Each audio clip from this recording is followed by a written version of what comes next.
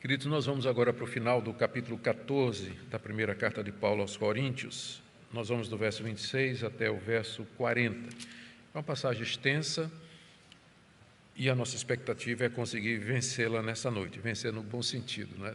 Conseguir chegar até o fim. Então, nós vamos fazer a leitura e eu já vou indicando aos irmãos as divisões naturais da passagem, para que os irmãos já vão mantendo na cabeça. O verso 26 é o princípio geral, o cabeçalho dessa passagem. Que fazer então, irmãos, quando vocês se reúnem, um tem um salmo, outro tem um ensino, esse traz uma revelação, aquele fala em línguas e ainda outro faz a interpretação. Que tudo seja feito para edificação. Do verso 27 ao 28, ele traz instruções sobre quem fala em línguas. No caso de alguém falar em línguas, que não sejam mais do que 2 ou, quando muito, 3. E isso sucessivamente haja quem interprete. Mas não havendo quem interprete, fique calado na igreja, falando consigo mesmo e com Deus. E aí do verso 29 até o 33, ele fala a respeito do ministério dos profetas durante o culto. Tratando-se de profetas, falem apenas 2 ou 3 e os outros julguem. Se, porém, vier uma revelação a alguém que esteja sentado, cale-se o primeiro, porque todos poderão profetizar, um após outro, para que todos aprendam e sejam consolados. Os espíritos dos profetas estão sujeitos aos próprios profetas, porque Deus não é Deus de confusão, e sim de paz. A próxima sessão começa aí na metade do verso 33, eu estou dividindo o verso 33 em 2 partes. E nessa terceira parte da passagem, Paulo fala a respeito da participação das mulheres no culto. Como em todas as igrejas dos santos, que as mulheres se conservem caladas nas igrejas, porque não lhes é permitido falar, mas estejam submissas como também a lei o determina. Se, porém, querem aprender alguma coisa, perguntem em casa ao seu próprio marido, porque para a mulher é vergonhoso falar na igreja. Eu, sinceramente, espero que eu gaste tanto tempo com línguas e profecia que eu não tenha que chegar aqui nessa passagem, porque eu quero ir vivo para casa, né? Eu quero sair da igreja aqui. Tem até uma escolta, né, que eu deixei pronta lá fora. Do verso 36, o verso 36 até o verso 40 são as instruções finais do apóstolo Paulo. Instruções bem gerais, pensando em tudo aquilo que ele escreveu sobre o culto desde o capítulo 11. Por acaso a palavra de Deus se originou no meio de vocês, ou será que ela veio exclusivamente para vocês? Se alguém se considera profeta ou espiritual, reconheça que é mandamento do Senhor o que estou escrevendo para vocês. E se alguém o ignorar, será ignorado. Portanto, meus irmãos, procurem com zelo o dom de profetizar e não proíbam que se fale em línguas. Tudo, porém, seja feito com decência e ordem. Como os irmãos veem, nós temos uma boa jornada pela frente, né? Vamos orar. Pai querido, nós reconhecemos que somos ignorantes de muitas coisas que estão reveladas na Bíblia. E por isso nós pedimos humildade para poder caminhar por ela com segurança naquilo que está claro. Nos ajuda a entender. Pedimos ao Pai que o Senhor aplique essa palavra ao nosso coração, que o Senhor nos ajude, que nós saiamos daqui abençoados, edificados e com melhores condições de te servir. Ouve a nossa oração em nome de Jesus. Amém. Amém. Vamos começar então, queridos, o princípio geral da passagem, ou como eu chamei, o cabeçalho da passagem, que está aí no verso 26. Paulo começa dizendo, o que fazer então, irmãos? E com isso ele introduz a parte prática de tudo que ele vinha dizendo até agora. No capítulo 11, ele tinha falado sobre as mulheres participarem do culto, mas usando o véu como sinal de que elas estão debaixo de autoridade. Elas podiam orar e profetizar, desde que elas estivessem com o véu. Depois, ainda no capítulo 11, ele falou a respeito de como participar da ceia do Senhor, como ela deveria ser celebrada. Ele corrige uns abusos na igreja com relação a isso.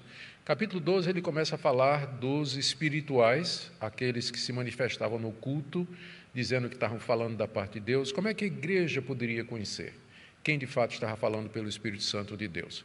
E aí ele começa a falar a respeito dos dons espirituais. A diversidade que existe, mas a unidade entre eles. Ele usa a metáfora do corpo para falar de que é um corpo só, a igreja é uma só, mas assim como o corpo tem muitos membros, também há muitos dons, ministérios, e serviços que Deus colocou na igreja. Existe essa rica variedade.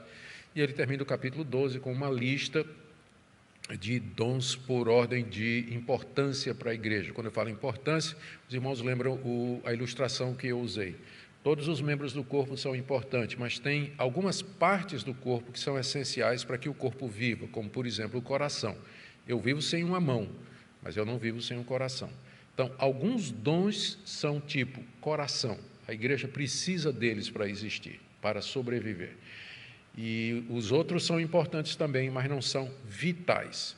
Paulo dá essa lista ali do que é que ele considera vital para a igreja, e diz que tem um caminho, inclusive, superior, que é o amor. E aí nós entramos no capítulo 13, onde ele faz a comparação entre o amor e a importância dos dons espirituais. Ele explica o que é amor e mostra como o amor vai permanecer para sempre, enquanto que os dons eles são provisórios, eles são para o lado de cá da eternidade. Aí ele entra no capítulo 14, onde seu propósito é fazer uma comparação, um contraste entre a utilidade do dom de profecia e o dom de línguas para a igreja. E o foco é a edificação. E então ele fala favoravelmente a favor da profecia, porque quem profetiza instrui a igreja, educa a igreja, ao passo que quem fala em línguas a si mesmo se edifica. A igreja não recebe edificação, porque não entende o que está sendo dito, a menos que haja interpretação. E aí ele vai colocando vários princípios, todos girando em torno desse ponto. E na última mensagem nós vimos Paulo nos revelando um dos propósitos do dom de línguas, historicamente, que era sinal do juízo de Deus sobre os incrédulos no meio do seu povo. E aí nós gastamos algum tempo lá em Deuteronômio, depois Jeremias, Isaías, para tentar entender essa parte aqui do capítulo 14. Terminado tudo isso, o apóstolo Paulo agora passa a dar as instruções práticas que ele introduz, então, no verso 26. O que fazer, então, irmãos? Então, à luz de tudo isso que foi dito, à luz de tudo isso que foi explanado, o que é que nós vamos fazer agora? O fazer aqui aponta para a aplicação prática. E aí ele fala do que é que estava acontecendo nos cultos da igreja e termina dizendo que tudo seja feito para edificação. Tem duas maneiras de nós abordarmos essa passagem. A primeira é que Paulo está aqui dando uma descrição favorável da igreja. Ele está dizendo assim: o que fazer então, irmãos? Quando vocês se reúnem, é uma bênção. Vocês têm salmo, outro tem ensino, esse traz revelação, aquele fala em línguas, ainda outro faz a interpretação. Que tudo seja feito para edificação. Então, pode parecer que Paulo esteja elogiando a igreja. Mas pode ser também que existe uma queixa aqui do apóstolo Paulo. O que é que nós temos que fazer, irmão? Porque quando vocês se reúnem, é uma bagunça. Não tem ordem. Um canta. Aí vem outro, traz um ensino. Aí chega outro, tem uma revelação. Mais outro fala em língua. Outro, interpretação. É uma confusão o culto de vocês. Nós temos, e aí o final do verso 26, nós temos que fazer tudo para edificação. Ou seja, nós temos que colocar ordem. Nós temos que orientar a maneira como vocês prestam culto para que a igreja receba edificação. Então, vocês percebem, são duas maneiras de você entender a passagem, positivamente ou negativamente. Isso me lembra que boa parte da dificuldade que a gente tem quando a gente está interpretando a Bíblia é que a gente não está ouvindo o tom em que o apóstolo Paulo falou. Tem até uma história muito engraçada, eu já devo ter contado ela umas 300 vezes, se você já ouviu, então me perdoe. Mas do menino que estava estudando fora, na universidade, era um rapaz, dependia dos pais ainda, e um dia ele manda uma carta para o pai abre a carta e diz: mas isso é um absurdo, esse menino vive gastando, agora vem exigir dinheiro da gente o tempo todo. E a mãe disse: o que é? Veja aqui o que é que ele escreveu: pai, mande dinheiro. Isso é um absurdo. Aí a mãe pegou e disse: não é isso que está escrito, não. Eu estou lendo assim: pai, manda dinheiro. É o tom que faz a música, A gente não está ouvindo o tom do apóstolo Paulo aqui. Então, por isso que fica difícil. Ele está ralhando com a igreja, por conta da desordem que havia no culto, ou ele está expressando aprovação com a igreja, porque havia uma participação dos membros, todo mundo tinha oportunidade. Como a gente sabe pelo contexto, e aqui a importância do contexto, como a gente sabe pelo contexto que o apóstolo Paulo não estava satisfeito com o culto da igreja de Corinto e que ele já vem fazendo uma série de correções, então é mais fácil a gente ler essa passagem no contexto que o tom dela é de reprovação. Reprovação pela desordem, não é? Cada um faz um tipo de coisa, não há uma sequência, não há um objetivo no culto, não é? Vamos fazer as coisas para edificação. Então, Paulo tem essa preocupação de que o culto seja isso.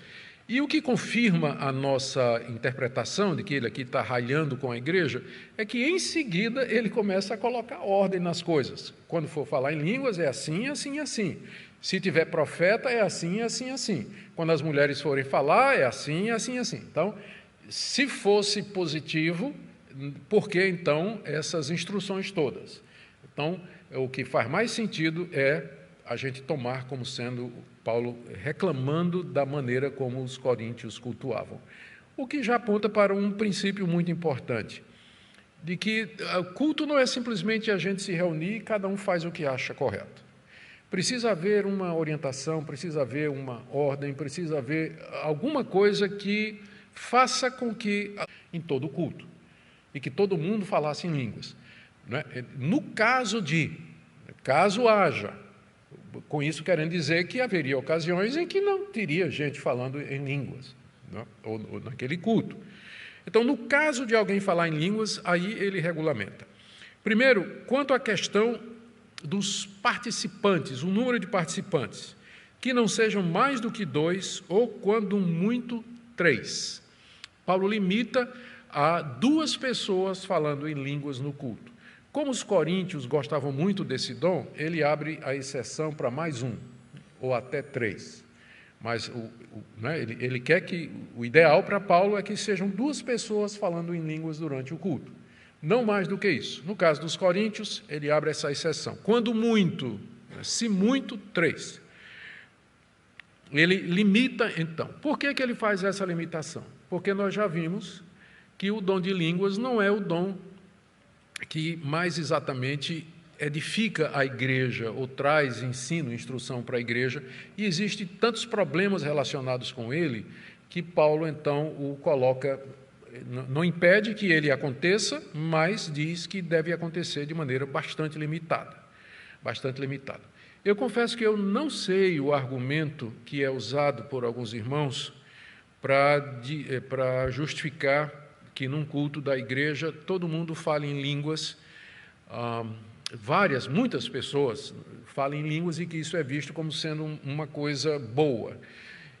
Eu me lembro de ter visto alguma coisa, que alguém uma vez me disse, não, mas isso aqui é para a igreja de Corinto, que era uma igreja imatura. Mas quando a igreja é madura, uma igreja está bem consciente, então não tem problema todo mundo falar em línguas no culto. Então, nós vamos ter que considerar não somente essa orientação sobre línguas, mas todas as orientações de Paulo aqui na 1 aos Coríntios, como não tendo aplicação para hoje, porque foram ditas para uma igreja que era uma igreja fraca. Então, tem orientações sobre casamento, tem orientações sobre liberdade cristã, tem orientações sobre como tratar um irmão que está em pecado. Então, para ser coerente, eu teria que dizer que nada disso vale para hoje também, porque foi escrito para a mesma igreja a quem Paulo endereçou isso aqui. Então, nós temos que enfrentar a realidade, que, biblicamente falando, a orientação divina, uma vez que Paulo é inspirado por Deus, é que, havendo línguas, que sejam 2, no máximo 3, que falem durante o culto. E eu não sei se vale a pena fazer distinção entre culto de doutrina, culto em casa, culto nos lares, até porque na igreja primitiva, na igreja apostólica, não tinha essa distinção. Os cristãos se reuniam onde eles podiam, na casa, em anfiteatros, nas catacumbas, onde quer que tivesse lugar, eles se reuniam. Então, não é que, havendo uma mudança de lugar, vai haver mudança no projeto de Deus, ou no propósito de Deus, que sejam 2 ou 3. Isso vale para qualquer reunião dos irmãos. Bom, Depois, a segunda restrição é quanto à sequência. Ele diz que esses 2 ou 3 irmãos que vão falar, que façam isso sucessivamente. Isso quer dizer, fala um, depois fala outro e depois fala o terceiro. Então, é para falar em sequência. Evidentemente, Paulo não está querendo que falem ao mesmo tempo, porque se já não vai ser compreendido em línguas, imagine se tiver 3 ou mais falando em línguas ao mesmo tempo. Aí é que não dá nem para interpretar. A interpretação é de quem que está falando, de qual deles está sendo interpretado. Então, faz todo sentido, dentro do que Paulo vem dizendo até agora, que seja, na verdade, em sequência. E a terceira restrição é com relação ao modo, que seja seguido da interpretação. Haja alguém que interprete. A gente tem que confessar que durante no estudo do capítulo 14, teve ocasiões em que o apóstolo Paulo parece sugerir que a própria pessoa interpreta. Se alguém, por exemplo, quando ele diz aqui, se alguém ora em línguas, ore para que possa interpretar. Então, dá a impressão de que ele mesmo interpreta. Mas, considerando o contexto e passagens como essa daqui, como Paulo diz que são 2 dons distintos, e passagens como essa aqui, que ele diz que alguém outro interprete, então a gente deve interpretar aquela outra passagem dizendo que se alguém fala em línguas, ore para que possa interpretar, através de alguém, que Deus levante alguém para que possa interpretar o que é que ele está dizendo. Porque fica, no mínimo, curioso a pessoa falar em línguas e ela também interpretar. Para dar mais validade, para deixar claro da genuinidade da obra de Deus e que realmente é um dom miraculoso que está acontecendo ali, então que seja outro que interprete e que traga a interpretação daquilo que está sendo dito aqui, que traduza para a igreja aquilo que foi dito no idioma que a igreja não pode compreender. Percebam, como eu disse, Paulo não é contra o dom de línguas, mas na igreja de Corinto, a torneira estava aberta, toda aberta, e Paulo aqui está apertando, até deixar 2 ou 3 gotas pingando. Ele está regulando o dom de línguas, faz essa regulagem aqui. Essa passagem é aquela onde nós nos baseamos para dizer o seguinte, é a minha posição, pessoal, a minha pecha é de sensacionalista, ou sensacionalista, como me xingaram uma vez aqui não sei que rede social foi. Então, eu não sou, eu creio que Deus pode dar o dom de línguas. Eu apenas faço a ressalva de que ele tem, se é de Deus, ele vai ter que ser de acordo com o que Deus está dizendo. Se não está de acordo com isso aqui, não me peça para acreditar. Eu não me sinto na obrigação de acreditar que é um dom espiritual. Não vou dizer que é coisa do diabo, Deus me livre disso. Tem gente que diz, mas Deus me livre disso. Mas o irmãozinho ou a igreja deveria rever a palavra de Deus, deveria ver o que é que a palavra de Deus diz a respeito disso. Em seguida, Paulo passa a regular a questão do ministério dos profetas no culto, no verso 29 em diante. E ele traz também algumas limitações. Tratando-se de profetas, ele limita no número. Falem apenas 2 ou 3. O que parece, então, o que sugere que no culto da igreja de Corinto, várias pessoas estavam se levantando durante o culto, talvez até interrompendo o mestre ou o pastor que estava ensinando regularmente, e dizendo que tinha uma revelação da parte de Deus, que tinha uma palavra da parte de Deus para dizer à igreja. O apóstolo Paulo não nega essa possibilidade, mas ele diz que seja 2 ou, no máximo, 3. Aliás, ele não usa a palavra máxima. Falem apenas 2 ou 3. 2 ou 3. Não mais do que isso, não mais do que 2 ou 3 profetas falando na mesma reunião. Então, ele limita, como ele fez com as línguas, ele limita o dom de profecia a 2 ou 3 participações ali no mesmo culto. A pergunta é, por que Paulo está fazendo essas limitações? Eu imagino que é para dar espaço para que os mestres pudessem instruir a igreja. Porque não faz, por que ele limitaria? Não é? Por que ele, olha, menos de línguas e menos de profecia? Para quê? A razão é óbvia, né? Para que dê espaço para aqueles que vão, os mestres e pastores da igreja, que têm a obrigação de instruir a igreja regularmente. Ainda dos profetas, ele traz aqui o que talvez seja a passagem mais difícil de entender. Ele fala de como se deve proceder na sequência. Verso 30. Se, porém, vier uma revelação a alguém que esteja sentado, cale-se o primeiro. Se vier revelação que está sentado, cale-se o primeiro. Aprendemos aqui que o profeta profetizava em pé, né? Se não vão aprender nada, pelo menos isso, né? Ele profetizava em pé e os outros ficavam sentados. O que significa isso? Se vier revelação a alguém que esteja sentado, cale-se o primeiro. O que é essa revelação? Essa é talvez uma das palavras mais ricas de conteúdo e de significado na Bíblia. Ela geralmente é usada pelo apóstolo Paulo para se referir à elucidação ou revelação de alguma doutrina ou de algum ponto sobre Deus e sobre a história da redenção, que antes estava oculto, mas que agora, com a vinda do Senhor Jesus, está sendo revelado, está sendo mostrado. Deus encarregou os apóstolos de trazer essa revelação e, junto com os apóstolos, nesse período, que a gente chama período apostólico, os profetas igualmente recebiam alguma iluminação a respeito de alguma verdade. Aqui mesmo no capítulo 15, se você quiser me seguir, nós vamos chegar lá, em agosto, se Deus permitir. No capítulo 15, nós vemos o apóstolo Paulo fazendo isso, revelando mistérios. Olha o que ele diz aqui, no verso 51, 1 Coríntios 15, 51. Vamos ver o que era a revelação. Eis que vou lhes revelar um mistério. Pronto. Paulo aqui está falando como profeta. Ele vai revelar um mistério. O profeta é o homem que revela os mistérios. É aquele que conhece, está na presença de Deus e recebeu de Deus uma palavra. E ele agora vai trazer essa palavra, vai trazer alguma coisa que vai esclarecer algum ponto da verdade a respeito de Deus. Eis que vou lhes revelar um mistério. E que mistério Paulo revela? Não tem nada a ver com o que está acontecendo na vida dos irmãos, ele não adivinha aqui quem está em pecado, nada. É simplesmente um ponto doutrinário, ele esclarece a doutrina bíblica.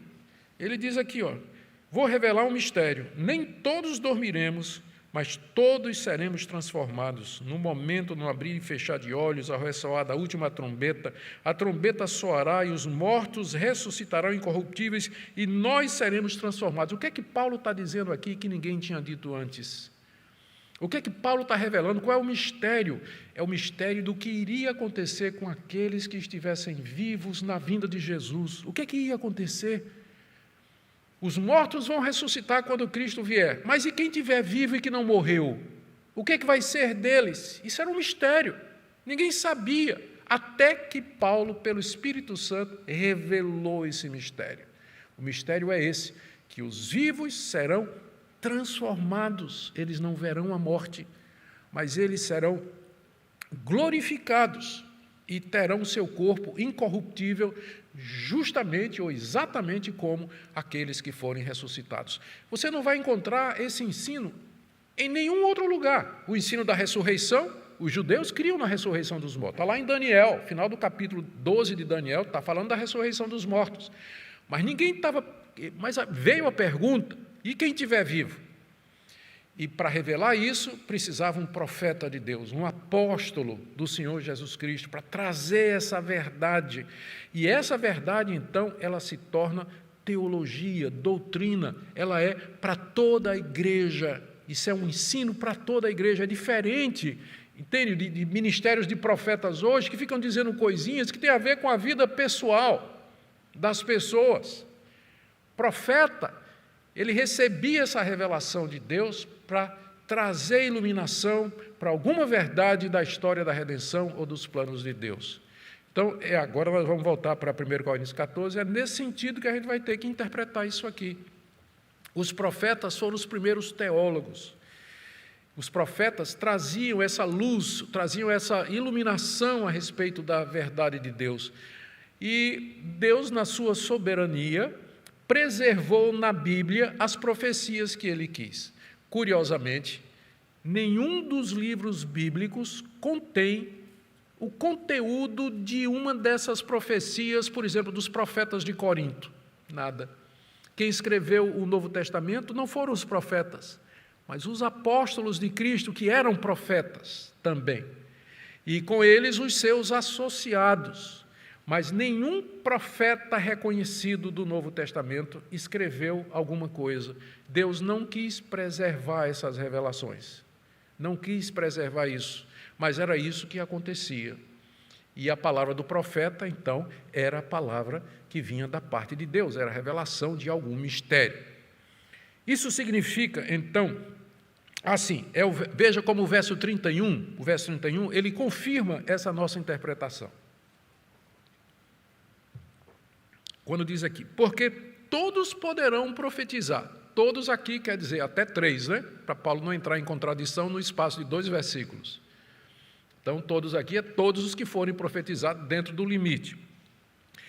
Todos poderão profetizar, um após outro. Ele está repetindo o que falou. Para que todos aprendam e sejam consolados. Está vendo como faz sentido?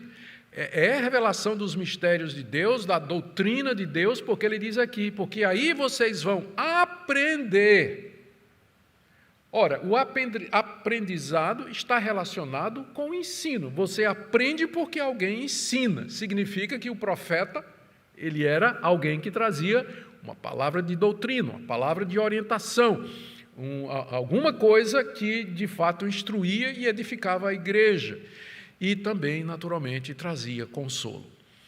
Fica difícil tentar encaixar aqui a definição moderna de que profeta é aquele que, no culto, traz uma palavra, né, de direção pessoal. Deus me disse que você vai casar daqui no ano que vem, ou Deus me disse que tem alguém aqui que está em pecado, ou qualquer...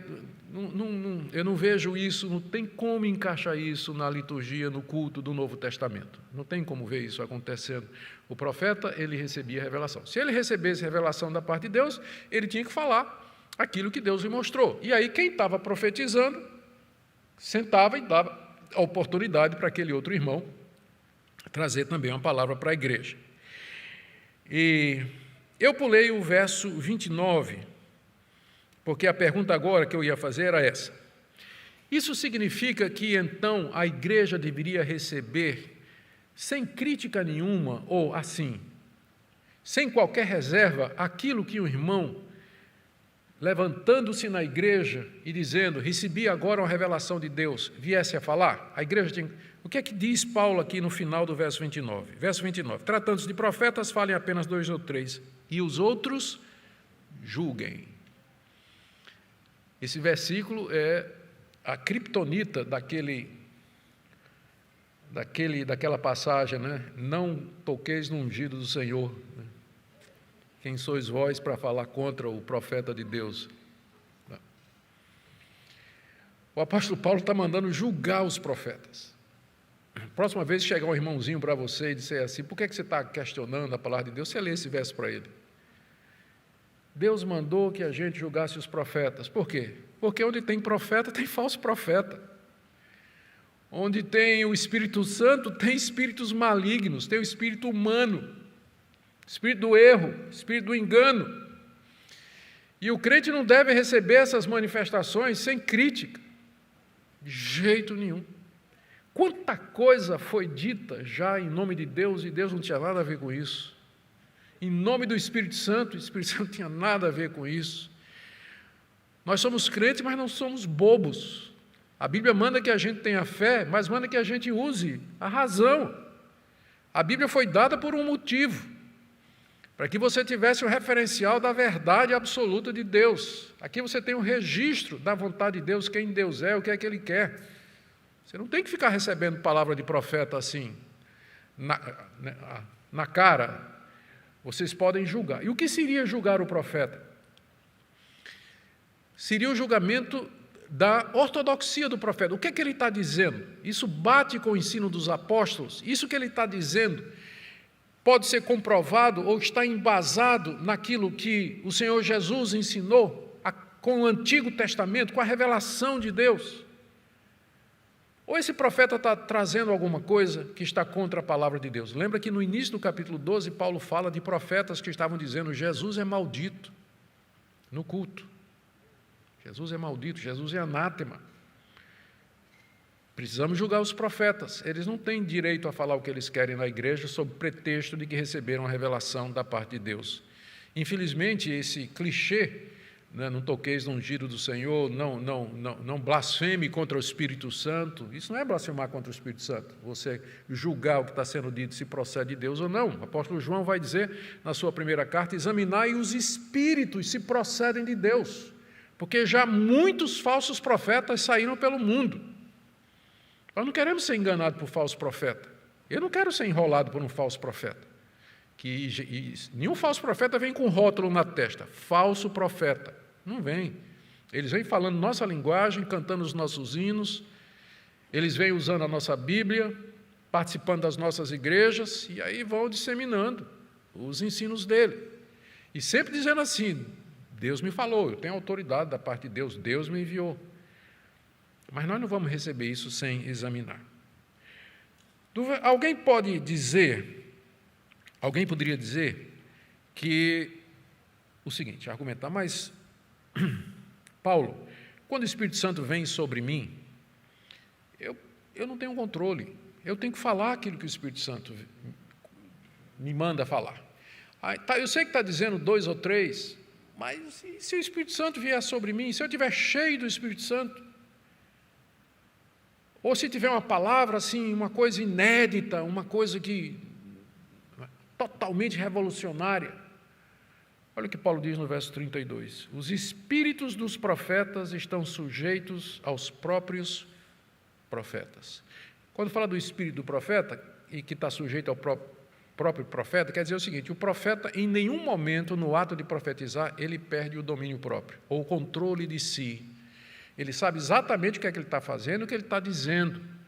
O espírito do profeta está no controle do profeta, para que ninguém venha alegar: mas eu disse isso porque o Espírito Santo veio sobre mim. Eu falei, eu tinha que falar porque o Espírito Santo me mandou. Meu irmão, você não perde o controle quando o Espírito Santo vem sobre você. Fruto do Espírito é domínio próprio, está lá em Gálatas. É um fruto do Espírito, domínio próprio. Pessoas que acham que quanto mais cheio do Espírito Santo você está, mais louco você fica, nunca leu a Bíblia. Nunca leu a Bíblia. Portanto, Paulo diz aí no verso 33, porque Deus não é Deus de confusão, e sim de paz. Deus é um Deus de paz, por isso que ninguém fica sem controle quando o Espírito de Deus vem sobre ele, porque o Espírito de Deus ele produz a paz, e não confusão na igreja, e não esse tipo de coisa na igreja. Muito bem, agora vamos para o terceiro grupo que está sendo orientado aqui pelo apóstolo Paulo. Não dá mais tempo, ó.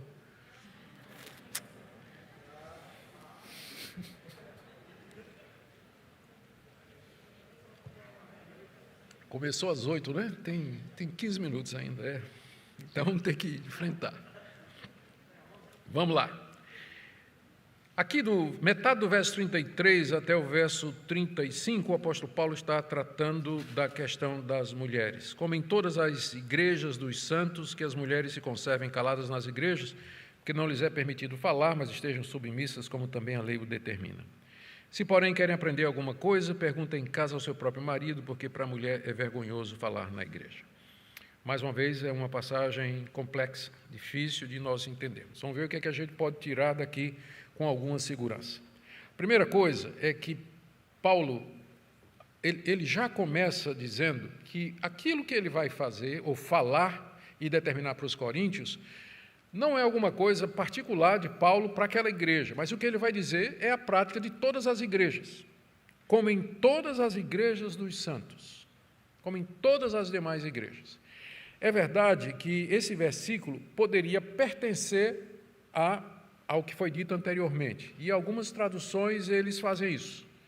Eles só vão colocar o negrito no final do verso 33 e no início do verso 34, fazendo a separação. Algumas traduções fazem isso. Mas a maioria delas vai partir o verso 33 no meio, porque entende que essa parte aí, como em todas as igrejas dos santos, se refere ao que Paulo vai dizer e não ao que ele disse. Vocês têm que lembrar que não foi o apóstolo Paulo que fez versículos, que fez capítulos e muito menos os negritos. Na época que Paulo escreveu, a escrita era toda, as palavras, os manuscritos as palavras eram todas coladas uma na outra. Não tinha vírgula, não tinha ponto e vírgula, não tinha interrogação, não tinha traço, não tinha parágrafo, não tinha nada.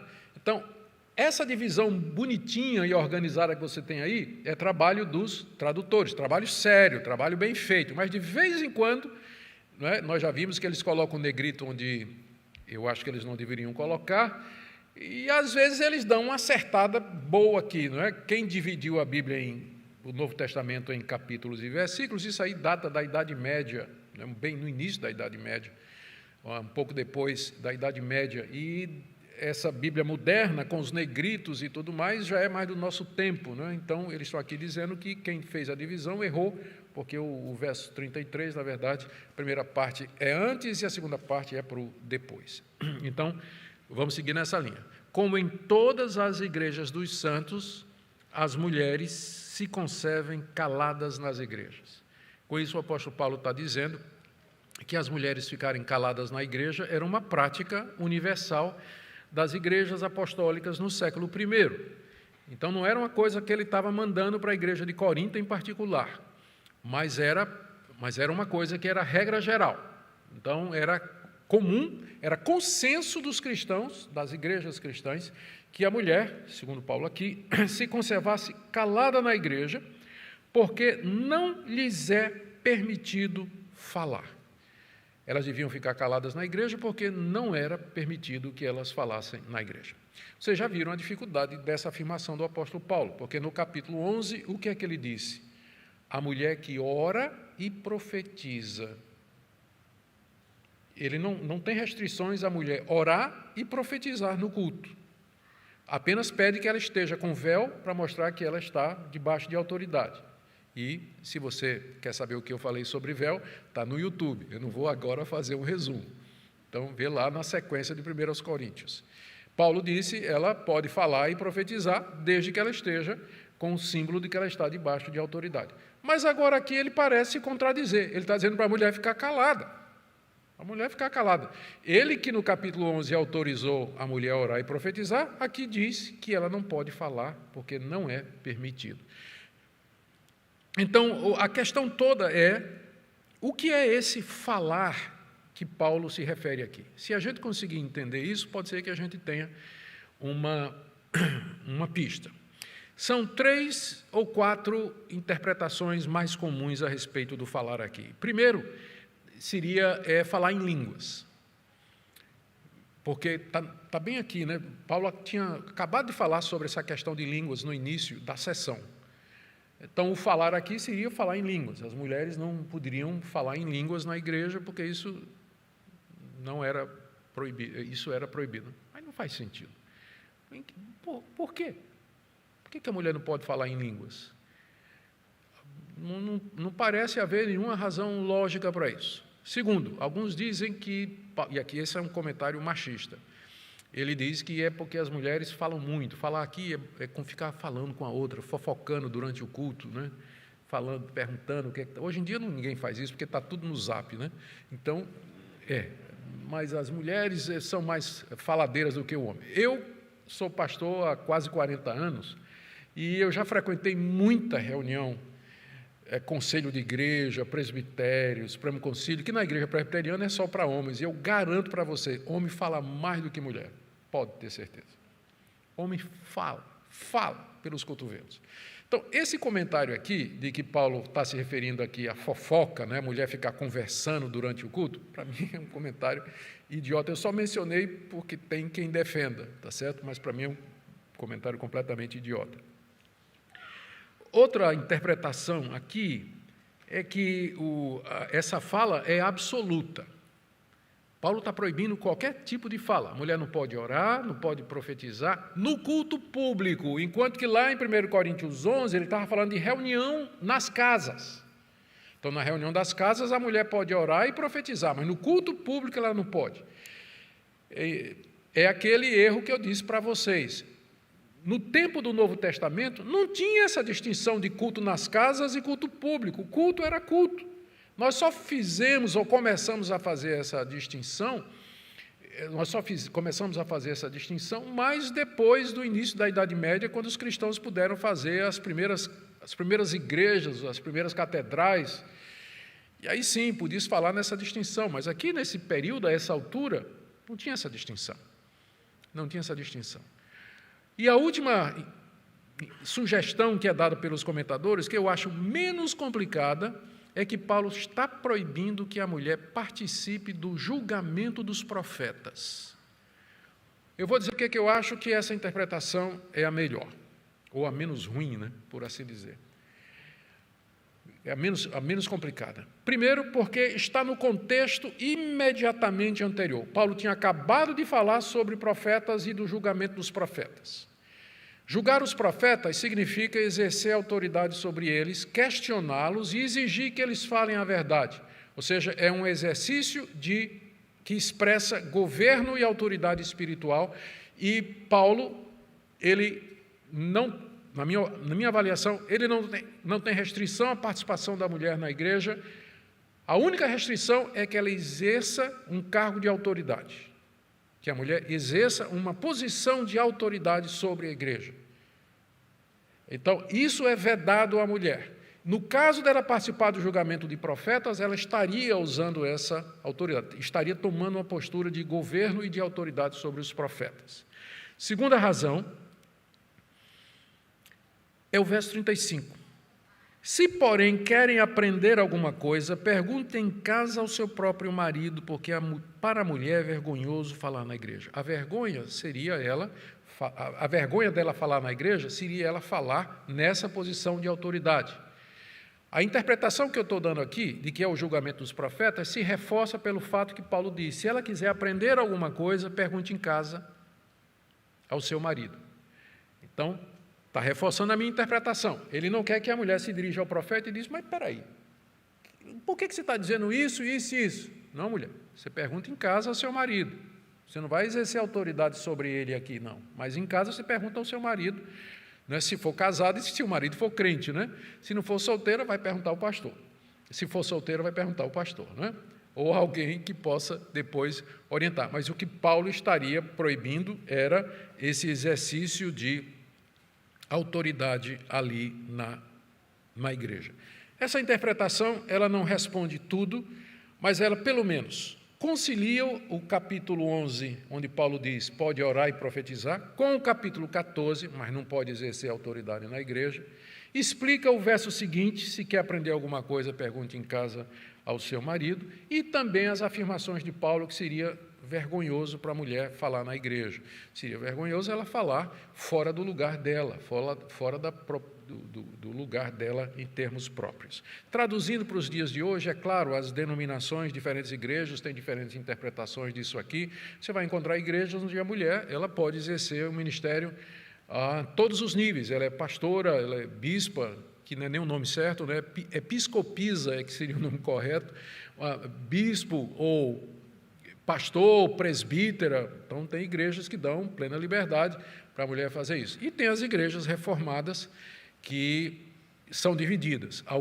Em algumas igrejas reformadas, realmente a mulher não pode nem fazer oração silenciosa. Né? Não pode nem fazer oração silenciosa.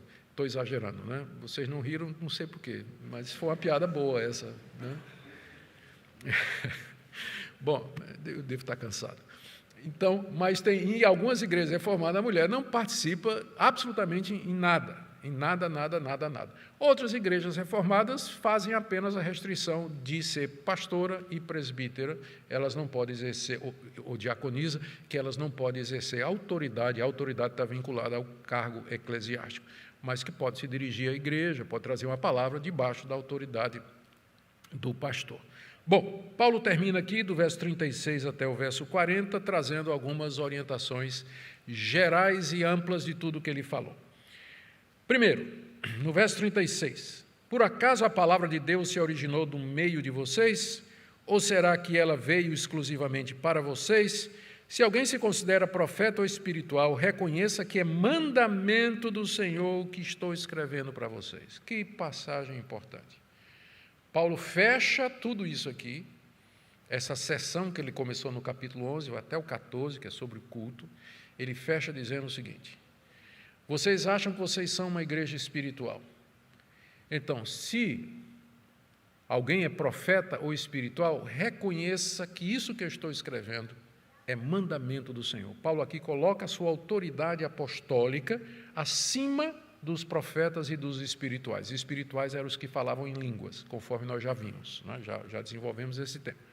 Então, se alguém se considera profeta ou espiritual, reconheça que o que estou escrevendo é mandamento do Senhor. Esse versículo também é importante, porque às vezes as pessoas perguntam, mas e o cânon do Novo Testamento, né? Os livros do Novo Testamento, como é que se originaram? Como é que foi isso? Foi a igreja que determinou? Não, os apóstolos tinham consciência de que estava escrevendo da parte de Deus e que estava escrevendo inspiradamente os mandamentos do Senhor. Essa é mais uma passagem que prova isso. O que a igreja fez foi reconhecer a autoridade dos escritos apostólicos, mas a igreja não determinou o cânon, ela reconheceu esses livros, eles se impuseram, porque eles foram escritos por pessoas inspiradas por Deus. Primeiro ponto, então, do apóstolo Paulo. Isso tudo que eu acabei de escrever é mandamento de Deus. Gente, como isso é importante. Isso que ele acabou de escrever aqui envolve até o número de gente falando em línguas, o número de profetas falando, e ele diz, isso é mandamento do Senhor. A gente não pode levar isso na brincadeira, não. A gente tem que levar essas coisas com toda seriedade. Essas orientações que ele dá aqui a respeito da participação no culto, isso é mandamento de Deus. E ele diz no verso 36, né, preparando-se para dar essa palavra, por acaso a palavra de Deus se originou por meio de vocês, ou será que ela veio exclusivamente para vocês? Ele está aqui confrontando o que ele sabe que vai ser a reação da igreja de Corinto, uma igreja arrogante, uma igreja que queria ser mais espiritual do que o apóstolo Paulo. Aí Paulo pergunta, a palavra de Deus começou com vocês? A palavra de Deus começou em Jerusalém, o evangelho começou em Jerusalém, há 20 anos atrás, 25 anos atrás. Ou a palavra de Deus veio só para vocês? Vocês não são tão assim privilegiados e excepcionais que vai ter exceção à regra. Não vai ter exceção à regra para vocês. Isso que eu estou dizendo é mandamento do Senhor. Tem que obedecer. Segunda orientação aqui, assim, no verso 38 ele diz, e se alguém o ignorar, será ignorado. Verso 39, portanto, meus irmãos, procurem com zelo o dom de profetizar, e não proíbam que se fale em línguas. Billy Graham, no livro dele sobre o Espírito Santo, ele resumiu essa passagem aqui de uma forma extraordinária, falando sobre o dom de línguas. Não procure e não proíba. Não procure e não proíba. Claro, proíba se estiver fora do que Paulo disse aqui. Se vem fora do que Paulo disse aqui, né, tem que ser proibido. Mas não procure e não proíba, porque ele está dizendo, procurai com zelo o dom de profetizar e não proíbam que se fale em línguas. E a regra final está aqui no verso 40. Tudo, porém, seja feito com decência e ordem. Para quem acha que não pode ter ordem no culto, né? Que o culto é assim, vai levando. Quem se sentir guiado por Deus, se levanta e faz alguma coisa. A palavra ordem aqui no grego é a palavra taxis, que significa sequência, alguma coisa ordenada segundo uma sequência. E é a base dos princípios de liturgia, ou seja, o culto ele segue uma sequência natural. Não tem um modelo litúrgico na Bíblia, mas tem princípios, e há princípios da própria razão. Se eu, por exemplo, venho adorar a Deus, é bom eu começar lembrando quem Ele é. Então, seria ótimo, né, que no início de cada culto nós tivéssemos leitura da Bíblia, cânticos e orações, exaltando a Deus, mostrando quem Ele é, para que a gente saiba quem a gente veio adorar.